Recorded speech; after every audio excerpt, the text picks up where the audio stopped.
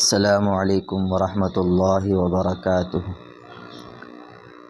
جس کے پڑھنے سے آسمانی اور زمینی تمام بلاؤں سے حفاظت رہتی ہے۔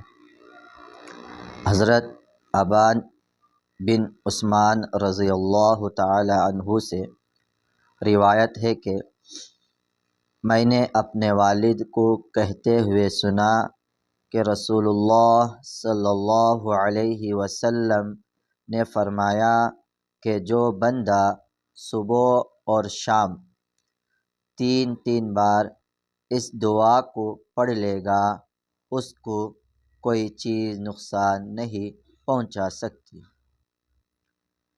دعا یہ ہے: بسم اللہ الذی لا یضر مع اسمہ شیء فی الارض ولا فی السماء وہو السمیع العلیم۔